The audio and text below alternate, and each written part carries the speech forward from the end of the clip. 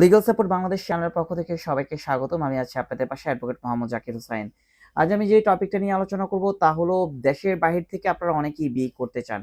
এখন দেশে যদি আপনি কনে থাকে আর দেশের বাইরে যদি বর পক্ষ থাকে, সেই ক্ষেত্রে বিয়েটা কিভাবে প্রসিডিউরটা সম্পূর্ণ করবেন? অর্থাৎ ২ জন যদি ২ দেশে থাকে সেক্ষেত্রে বিয়ের প্রসিডিং গুলো কিভাবে করবেন এই বিষয়ে আপনারা অনেক বেশি জানতে চান এবং কি কতটুকু ভ্যালিড এবং কিভাবে করলে ভ্যালিড হবে এই বিষয়গুলো জানতে চান। আমি আজ আপনাদেরকে এই বিষয়টা ক্লিয়ার করে দিব উদাহরণ সাপেক্ষে। সাপোজ আপনি একজন ছেলে, আপনি বিয়ে করতে চাচ্ছেন, আপনি দেশের বাইরে থাকেন। আর আপনি যাকে বিয়ে করতে চাচ্ছেন সে বাংলাদেশে থাকে। এই মুহূর্তে ২ জনের পরিবার রাজি আছে বিয়ে করার জন্য অথবা আপনারা ২ জন রাজি আছেন বিয়ে করার জন্য। এই ক্ষেত্রে প্রপারলি কিভাবে বিয়ে করলে বিয়েটা বেসিক্যালি কনফার্ম হবে এই বিষয়টা আপনারা জানতে চান। প্রথমত মনে রাখবেন যে দেশের বাহির থেকে কিন্তু স্পেসিফিকলি কাবিন রেজিস্ট্রি করে কিন্তু আপনি বিয়ে করতে পারবেন না। তবে বিয়ে করতে পারবেন যদি ২ পরিবারের সম্মতি থাকে, অর্থাৎ ছেলের পরিবার এবং মেয়ের পরিবার যদি সম্মতি থাকে অবশ্যই আপনারা বিয়ে পারফর্ম করতে পারেন। এবং এই বিয়ে পারফর্মের যে বিষয়টা সেটা হলো যে দেশে যে থাকবে, আপনার যে কন্যা দেশে থাকবে তার পরিবার এবং ছেলের পরিবার একসাথে থাকবে। ভিডিও কলের মাধ্যমে বিয়ে হবে এবং কি এখানে কাজী উপস্থিত থাকবে এবং কি রেজিস্ট্রি বুকও থাকবে। এবং আপনি যে দেশের বাইরে থাকেন সেখানেও কিন্তু কাজী থাকবে এবং কি ২ জন উইটনেস থাকবে আর বাংলাদেশি উইটনেস থাকবে।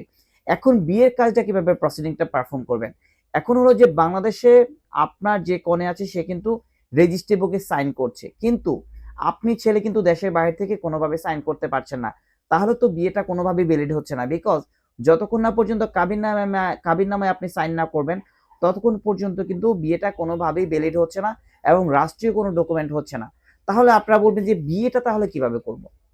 দেখেন, যখন ভিডিও কলের মাধ্যমে আপনি যেখানে থাকবেন দেশের বাইরে সেখানে উইটনেস থাকবে আর আপনি থাকবেন, আর আপনি বাংলাদেশে যেখানে থাকবেন সেখানে সাক্ষী, কাজী এবং আপনি থাকবেন, আপনার স্ত্রী থাকবে। সেখানে কিন্তু কলমা পড়ে কিন্তু আপনারা বিয়ে করতে পারবেন এবং এই বিয়েটা কিন্তু ভ্যালিড হবে। সেই বিয়েটা ভ্যালিড হবে কিভাবে হবে? ইসলামিক ভাবে কিন্তু এই বিয়েটা ভ্যালিড হবে, বিকজ আপনাদের পারিবারিকভাবে বিয়েটা হচ্ছে এবং কি উভয়ের গার্ডিয়ান কিন্তু সেখানে উপস্থিত থাকছে। এখন ইনভ্যালিডের যে বিষয়টা মানে অর্থাৎ বিয়েটা হবে না কেন?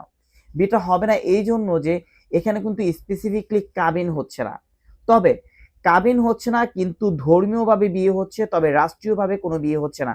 তবে অনেক সময় আমরা দেখেছি যে কাজী সাহেবের যে বালাম বই আছে, রেজিস্ট্রি বুক আছে, সেখানে ছেলের পক্ষ হয়ে ছেলের কিন্তু মা-বাবারা সাইন সিগনেচার দিচ্ছে এবং কি সাক্ষী হিসেবে থাকছে। এই ক্ষেত্রে কিন্তু বিয়েটাকে পুরোপুরি কখনোই কেউ কিন্তু এটাকে ডিনাই করতে পারবে না। অর্থাৎ দেশের বাইরে থেকে আপনি বিয়ে করেছেন কিন্তু কিছুদিন পর আপনার স্ত্রীর সাথে আপনার মনোমালিন্যতা তৈরি হয়েছে। তখন আপনি ভাবতে পারেন যে আপনি সংসার করবেন না, বিয়েটা তো ভ্যালিড হয়নি। এক্ষেত্রে আপনি কোনোভাবেই কিন্তু এটাকে ডিনাই করতে পারবেন না, বিকজ আপনার ফ্যামিলি মেম্বার এখানে সাক্ষী ছিল এবং আপনিও সেখানে দাঁড়িয়ে আপনি অন্য দেশে থেকে কিন্তু কাজীর মাধ্যমে, সাক্ষীর মাধ্যমে কিন্তু আপনি কবুল পড়েছেন। অর্থাৎ যদি দেশের বাইরে থেকে বিয়ে করতে হয় আপনি অবশ্যই পরিবার নিয়ে বিয়ে করবেন এবং যে রেজিস্টার বুক আছে সেখানে অবশ্যই ছেলের যদি কোনো সাক্ষী থাকে সেই সাক্ষীকে উপস্থিত রাখার ট্রাই করেন।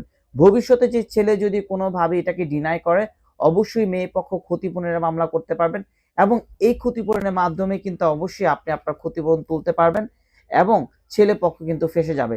সো দেশের বাহির থেকে আর বাংলাদেশে যদি কেউ বিয়ে করতে চান জাস্ট এই পদ্ধতিতে যদি বিয়ে করেন ভবিষ্যতে কিন্তু কেউ কাউকে ডিনাই করতে পারবে না।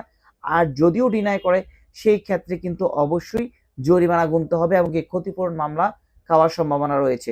তবে এই ক্ষেত্রে কিছু পজিটিভ নেগেটিভ সাইড আছে সেটা বলে দিচ্ছি। দেশের বাইরে থেকে আপনি যদি দেশে বিয়ে করতে চান পজিটিভ সাইড হলো যে আপনারা বিয়েটাকে পারফর্ম করতে পারছেন ধর্মীয়ভাবে, তাতে কোনো আপত্তি নেই এবং আপনারা একটা লিগ্যাল সম্পর্কে জড়িয়ে গেলেন। আর নেগেটিভ সাইড কি হতে পারে? নেগেটিভ সাইড হতে পারে যে ভবিষ্যতে কাবিননামা নিয়ে যদি কোনো জটিলতা তৈরি হয়, ভবিষ্যতে যদি কোনো অফেন্স নিয়ে যেমন আপনার কাছে যৌতুক চাচ্ছে, যৌতুক মামলা করবেন, নারী নির্যাতনের জন্য আপনাকে আঘাত করছে সেটার জন্য মামলা করবেন। উইদাউট কাবিননামায় কিন্তু আপনি মামলা করতে পারবেন না, বিকজ ছেলে যতদিন না পর্যন্ত দেশের বাইরে থেকে দেশে এসে সাইন না করছে ততদিন কিন্তু কোনো কাবিননামা পাচ্ছেন না। সো আশা করি বুঝতে পেরেছেন। এরপরেও যদি দেশের বাইরে থেকে বাংলাদেশে কেউ কাউকে বিয়ে করতে চান এ বিষয়ে যদি কোনো সঠিক তথ্য প্রয়োজন পড়ে অবশ্যই আপনারা আমাদেরকে নক করতে পারেন, আমরা প্রপার আনসারগুলো আপনাদেরকে পাঠিয়ে দেওয়ার ব্যবস্থা করব।